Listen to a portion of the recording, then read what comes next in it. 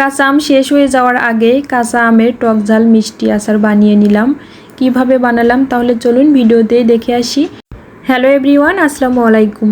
রিহান মম ব্লগে আপনাদের সবাইকে স্বাগত জানাচ্ছি কাঁচা আমের টক ঝাল মিষ্টি আচার রেসিপিটি দেখার জন্য। তাহলে চলুন কথা না বাড়িয়ে মূল রেসিপিতে যাচ্ছি। আচার তৈরি করার জন্য এখানে আমি 1 কেজি পরিমাণ কাঁচা আম নিয়েছি। কাঁচা আমগুলোর আমি খোসা ছাড়িয়ে নিব, তারপর একটু স্লাইস করে কেটে নেব।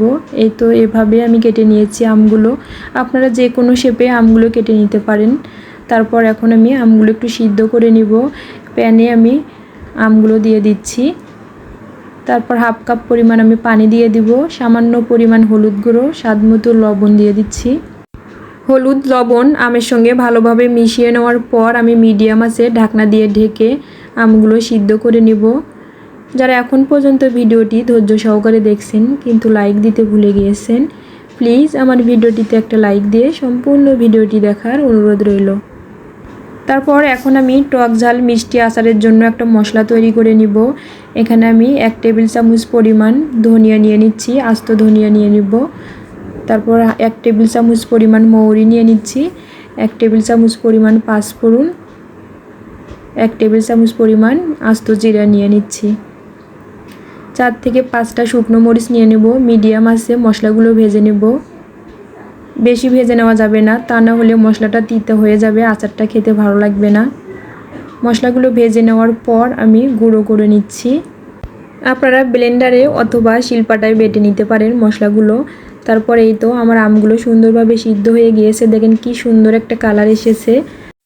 তারপর আচার তৈরি করার জন্য এখন আমি চুলায় একটা ফ্রাই প্যান বসিয়ে দিচ্ছি। পরিমাণ মতো এখানে তেল দিয়ে দিব। এখানে আমি 1 কাপ পরিমাণ সরিষার তেল দিয়েছি। তারপর হাফ টেবিল চামচ পরিমাণ আমি মৌরি দিয়ে দিচ্ছি। হাফ টেবিল চামচ পরিমাণ রসুন কুচি দিয়ে দিব। 1 টেবিল চামচ পরিমাণ আমি লাল মরিচের গুঁড়ো দিয়ে দিচ্ছি আচারে কালার আসার জন্য। লাল মরিচের গুঁড়োটা দিলে আচার অনেক সুন্দর একটা কালার আসে।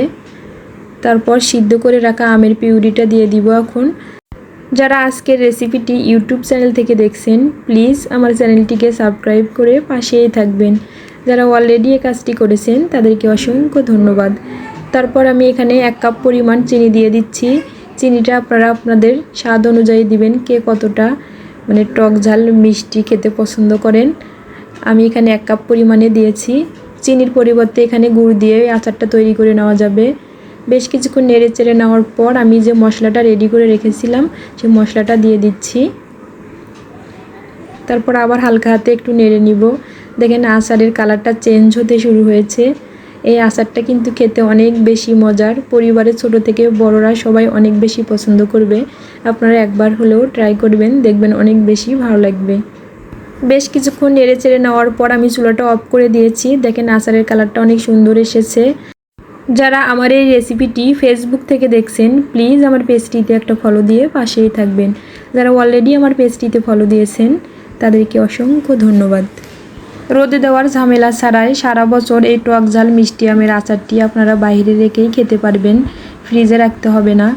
মাশাআল্লাহ, এই আচারটি খেতে অনেকটাই বেশি মজা হয়েছিল। আপনারা একবার হলেও ট্রাই করবেন, দেখবেন ভালো লাগবে। তাহলে আজকে এ পর্যন্ত। নেক্সট কোনো রেসিপিতে আপনাদের সঙ্গে আবার দেখা হয়ে যাবে। সে পর্যন্ত সবাই ভালো থাকবেন, সুস্থ থাকবেন। আল্লাহ হাফেজ, আসসালামু আলাইকুম।